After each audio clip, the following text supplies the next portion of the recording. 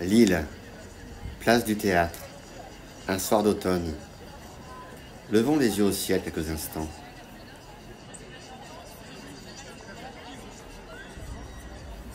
Sa vieille bourse, son bœuf froid de la chambre de commerce et son opéra. On se situe là, de l'autre côté de la place du Théâtre, juste devant la vieille bourse. Quel monument prestigieux. Juste au bout de la rue Fédherbe, bordé d'édifices haussmanniens qui mènent à la gare Lifflandre. Allez, on y va. On découvre.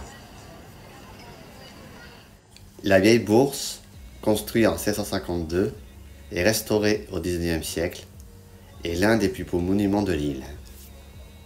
C'est en fait un emboîtement de 24 demeures identiques qui forment un rectangle avec une cour intérieure, lieu où bouquinistes, fleuristes, flâneurs et touristes se croisent. La vieille bourse, c'est un véritable témoin de l'architecture de la Renaissance flamande du XVIIe siècle. Ce monument est coincé entre la place du Théâtre et la Grande Place. La Grande Place, ou place du Général de Gaulle. Charles de Gaulle est né à Lille en 1890. Quelle riche histoire, au carrefour des grandes foires, des rencontres lilloises et des grandes fêtes. On reste sur la Grande Place et on admire la façade du bâtiment de la Voix du Nord, quotidien régional, où sont gravés les blasons des villes de chaque édition. Juste à côté, c'est le Théâtre du Nord, édifié en 1717, ancien corps de garde rendant hommage à Louis XIV. Quand on se retourne, on voit la colonne de la déesse qui se dresse fièrement au milieu de la Grande Place. Elle symbolise l'héroïsme des Lillois lors du siège de la ville en 1792 par le Saint-Empire.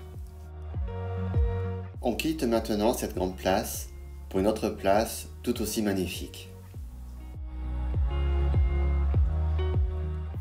Il s'agit de la place de la République avec sa fontaine et son palais des Beaux-Arts. Quelle splendeur ce palais! C'est le plus grand musée des Beaux-Arts de France, en dehors de Paris, allant de l'art antique à l'art moderne. La nuit tombe sur la place de la République, avec en face la silhouette de la préfecture du Nord. Située à proximité du centre-ville, quelle est cette tour qui ressemble à un phare? Cette tour, c'est le bœuf froid de l'hôtel de ville. Il culmine à 104 mètres de hauteur, c'est le plus haut bâtiment municipal de France. Construit entre 1924 et 1932, ce bœuf froid en briques rouges et béton mélange art déco et architecture néo-flamande. Au pied de ce bœuf froid, on trouve la porte de Paris. Cette porte somptueuse se situe précisément place Simon Roland.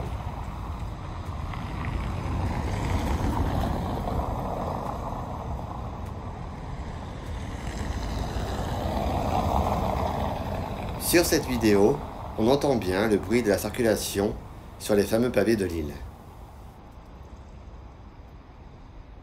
On revient sur nos pas via la rue Pierre-Mauroy, anciennement rue de Paris. En passant dans cette rue, on voit un édifice religieux. Il s'agit de l'église Saint-Maurice, de style église-halle, gothique et néo-gothique. Elle fut construite au XIVe siècle et achevée au XIXe siècle. Continuons tout droit, là où on a commencé, place du Théâtre. La vieille bourse, toujours aussi majestueuse. On se retourne et on voit ce spectacle. Le bœuf froid de la chambre de commerce et l'opéra. L'Opéra de Lille est un théâtre d'inspiration néoclassique. Et ce fameux bœuf froid, symbole même de la ville de Lille, il fut construit au début du XXe siècle. De style néo-flamand, ce bœuf froid fait 76 mètres de hauteur, doté d'un carillon automatisé. Et à côté, le quartier du Vieux-Lille, illuminé.